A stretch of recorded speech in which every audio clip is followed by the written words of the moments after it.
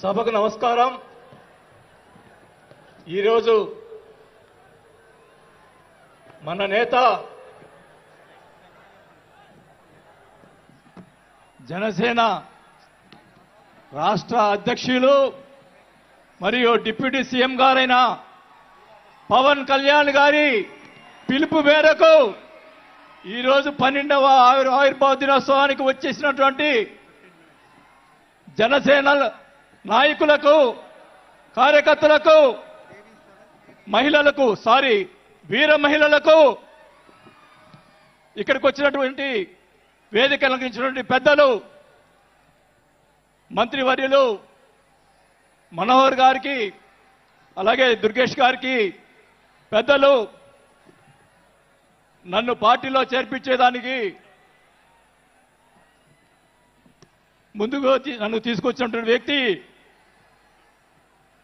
మా నాగబాబు గారికి, అలాగే వేదిక అలంకరించినటువంటి ఎంపీలకు, ఎమ్మెల్యేలకు, జనసేన నాయకులకు అందరికీ కూడా ముందుగా నమస్కారాలు తెలియజేసుకుంటా ఉన్నాం.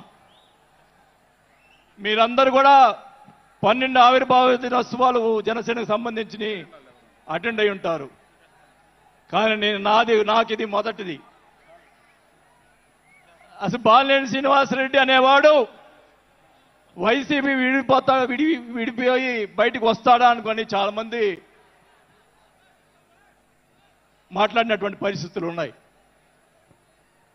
నాకు క్షమించండి కొద్దిగా, ఎందుకంటే మొదటిసారి కాబట్టి ఒక 5 నిమిషాలు తీసుకుంటాను. దయచేసి మనోహర్ గారు క్షమించాలని కోరుకుంటా ఉన్నా. మొదటిగా నాకు రాజకీయ భిక్ష పెట్టింది రాజశేఖర రెడ్డి గారు. రాజశేఖర రెడ్డి గారు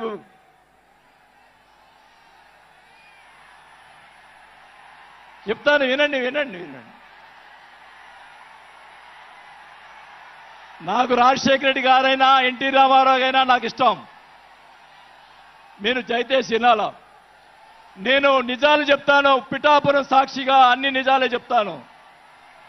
వినాలా, నాకు జరిగిన విషయాలు కూడా చెప్తాను.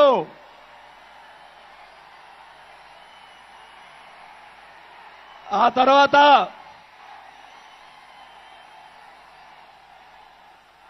ఆయన జగన్మోహన్ రెడ్డి గారు పార్టీ పెడితే రాజకీయ భిక్ష పెట్టాడు కాబట్టి నేను మంత్రి పదవి వదులుకొని ఆయన వెంట నడిచాను.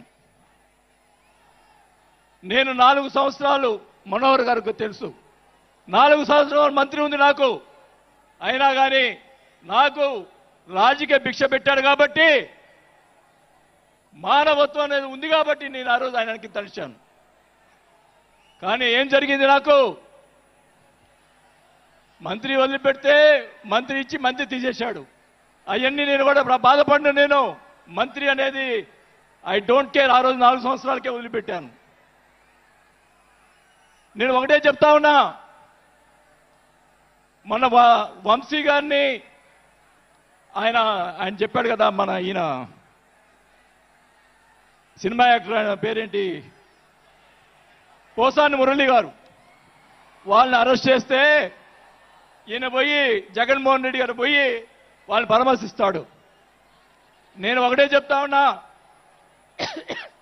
రఘురామకృష్ణరాజు గారిని నిన్ను ఏదో మాట్లాడితే ఆయన లోపల పెట్టించి, కుదగొట్టించి, కాలు చేతులు ఎర్రగొట్టించి లోపల పెట్టించావే. 17 సంవత్సరాలు ముఖ్యమంత్రిగా చేసినటువంటి చంద్రబాబు నాయుడు గారి కుటుంబాన్ని, భార్య గురించి మాట్లాడితే వాళ్ళకి బాధ కలగదా అని అడుగుతా ఉన్నా. ఆ రోజే నేను ఖండించాను, నేను అసెంబ్లీలో ఆ రోజే. అలాగే మన నాయకుడు పవన్ కళ్యాణ్ గారు, ఆయన గురించి మాట్లాడావు పోసాని మురళీకృష్ణ గారు. ఆయన కల్లైరు చేస్తుంటే లక్షలాది మంది జన సైనికులు నీకు తుప్పు తుప్పుగా రాలగొట్టేవాళ్ళు. ఆయన మౌనం వహించారు. నేనైతే చెప్తా ఉన్నా, కుటుంబాన్ని అలా మాట్లాడారు కాబట్టి వాళ్ళని 9 నెలలు, ఇంకా 9 నెలల తర్వాత అరెస్ట్ చేశారు. నేనైతే గవర్నమెంట్ ఇచ్చిన మరుసటి రోజే లాఠీతో రాలగొట్టించి లోపల వేయించేవాడిని కూడా ఈ సభకు చేసుకుంటా ఉన్నా. చేసినటువంటి దుర్మార్గాలు ఎక్కడ పోవు, దుర్మార్గాలు ఎక్కడికి పోవు. ఒకటే చెప్తా ఉన్నా, నేను 5 సార్లు ఎమ్మెల్యే, 2 సార్లు మంత్రి అయినా కూడా, నేను ప్రతిపక్షంలో ఉన్నప్పుడు కూడా మన నాయకుడు పవన్ కళ్యాణ్ గారు వైసీపీని ఒకరోజు అందరినీ తిడుతూ ఒక బాలినేని శ్రీనివాసరెడ్డి గారు లాంటి మంచి వాళ్ళు ఉన్నారని చెప్పి ఆ రోజు చెప్పిన రోజే నేను జనసేనలో చేరి ఉండాలి అని కూడా తెలియజేసుకుంటా ఉన్నా. ఆ రోజు చేరకపోవటం నా దౌర్భాగ్యం. నేను ఈరోజు చెప్తా ఉన్నా, స్పీచ్ 9 నెలలు అయిపోయిందమ్మా ఇవ్వటం, అందువల్ల గొంతు ఇది అయిపోయింది. దయచేసి నేను మీ పిఠాపురం సాక్షి నిజాలే చెప్తా ఉన్నా.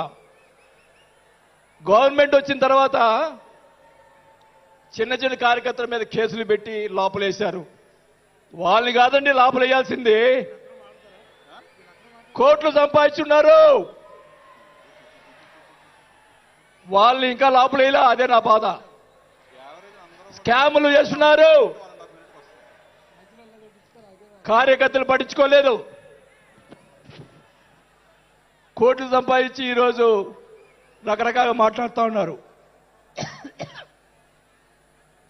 పవన్ కళ్యాణ్ గారి గురించి మొన్న మాట్లాడాడు జగన్మోహన్ రెడ్డి గారు. ఏదో కౌన్సిలర్ అన్నాడు, ఏదో అన్నాడు.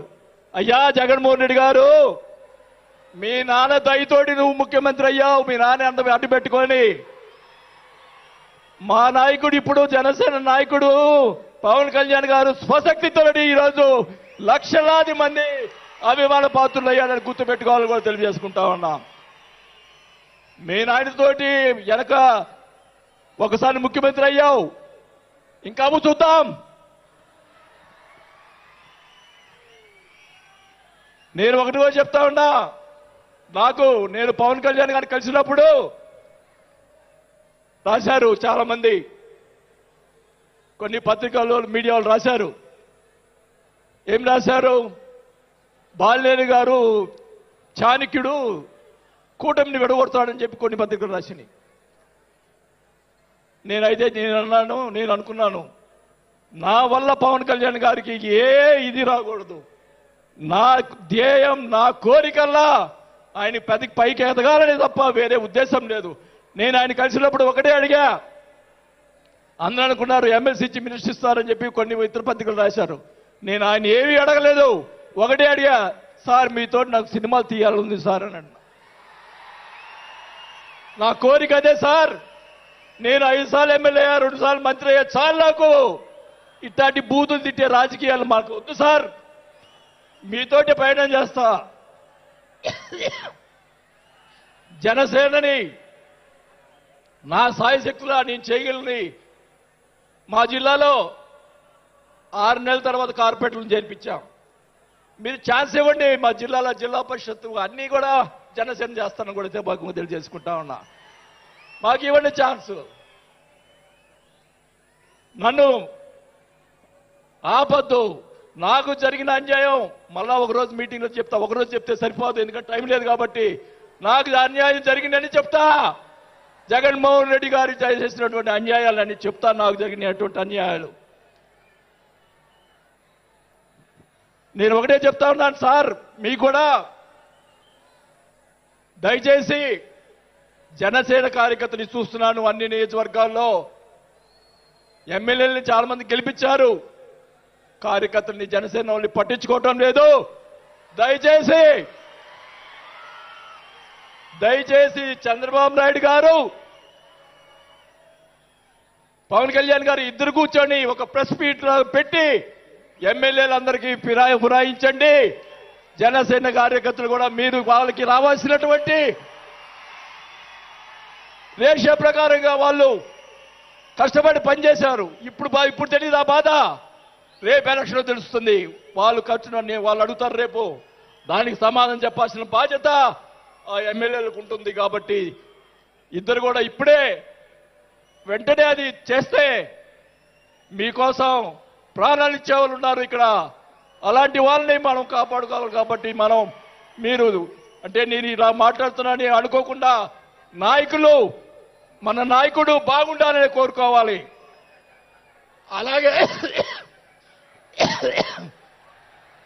అలాగే మీరు కూడా జన సైనికులు కూడా మీరు కూడా మీ పక్కన వాళ్ళని మంచిగా చూడండి. మన పార్టీ పైకి తీసుకొచ్చేదానికి మన నాయకుడు ఇంకా ఎదిగేదాని కోసం ఇంకా కూడగొట్టుకోవాల్సిన బాధ్యత కూడా మీ మీద ఉందని కూడా ఈ సభాముఖంగా తెలియజేసుకుంటా ఉన్నాం. మన నాయకుడు మనల్ని కాపాడుతాడు. మన నాయకుడిని ఎదిగించేదాని కోసం మీరందరూ కూడా కష్టపడాలని చెప్పి కూడా కోరుకుంటూ, నా ప్రాణం ఉన్నంత వరకు నేను పవన్ కళ్యాణ్ తోటి గారితో ఉంటాను. నాకు పదవి వచ్చినా రాకపోయినా పర్వాలేదు, నేను పవన్ కళ్యాణ్ తోటే ఉంటాను. నేను రాజకీయంలో నాకు జరిగిన అన్యాయాలు ఒకటి కాదు, రెండు కాదు. మా నాన్న ఇచ్చిన ఈరోజు ఛాలెంజ్ చేస్తున్నా, పిఠాపురంలో అమ్మవారి సాక్షిగా మా నాన్న ఇచ్చిన ఆస్తిలోనే నేను సగం భాగం పైన నేను అమ్ముకున్నాను ఈ రోజు అని కూడా ఈ సభాముఖంగా తెలియజేసుకుంటా ఉన్నాం. అయినా కానీ నేను లెక్క చేయను. నాకున్నటువంటి ఇది కూడా, నాకున్నటువంటి మా వియ్యంకుడికి నాకున్నటువంటి ఆస్తులు కూడా జగన్మోహన్ రెడ్డి గారు కాజేశాడని కూడా ఈ సభాముఖంగా తెలియజేసుకుంటా ఉన్నా. కాబట్టి అది త్వరగా మీరు చెప్తాను. అవన్నీ కూడా తెలియజేసుకుంటూ, ఈరోజు మీరు నన్ను దయచేసి ఇప్పుడు ఈ మాట్లాడిన దానికి ఇంకా రేపు ఒకటే కౌంటర్లు వస్తాయి నాకు తెలుసు. ఛాలెంజ్ చేస్తున్నా, నేను ఇది కూడా ఛాలెంజ్ చేస్తున్నా. చంద్రబాబు నాయుడు గారు కూడా అడుగుతా ఉన్నా, మొత్తం మొన్న ఉన్నటువంటి ఎమ్మెల్యేలు అందరి మీద ఎంక్వైరీ, నా మీద కూడా సహా ఎంక్వైరీ చేయండి. ఎవరు అన్యాయం చేశారో, ఎవరు తప్పులు చేశారో, ఎవరు కొట్టు సంపాదించారో మొత్తం బయట పెట్టాలని కూడా ఈ సభాగా తెలియజేసుకుంటా ఉన్నా. ఈ ఉక్రోషం, ఈ బాధ నాకు తెలుసు, మా కుటుంబానికి తెలుసు. మా కుటుంబం ఎంత ఇబ్బంది పడిందో నాకు తెలుసు. కాబట్టి పవన్ కళ్యాణ్ గారు ఆయన ప్రతిపక్షంలో ఉన్నప్పుడు కూడా బాల్యం లాంటి మంచివాళ్ళు అని అన్నప్పుడే నాకు ఆ రోజు నేను రాసింది పవన్ కళ్యాణ్ గారిని. కానీ ఈరోజు అది నాకు ఆ రోజు రాత బాగాలేదు కాబట్టి ఈరోజు ఇలా ఉన్నాను. నాకు పోయినా పర్వాలేదు, కానీ నేను ఆయన సేవ చేసుకున్నాను. కానీ నా కోరిక, నాకు రాజకీయ పదవి వచ్చినా కాబట్టి నాకు ఒక కోరిక ఏంటంటే, పవన్ కళ్యాణ్ గారు నాకు మాట ఇచ్చాడు సినిమా తీస్తానని. ఆ సినిమా తీస్తే చాలని చెప్పి కూడా శ్రీబాబుగా తెలియజేసుకుంటూ సెలవు తీసుకుంటున్నా. జై జనసేన. గౌరవనీయులు తెలంగాణ రాష్ట్ర ఇన్ఛార్జ్ శ్రీ వేమూరి శంకర్ గౌడ్ గారిని మాట్లాడుతూ, దయచేసి తక్కువగా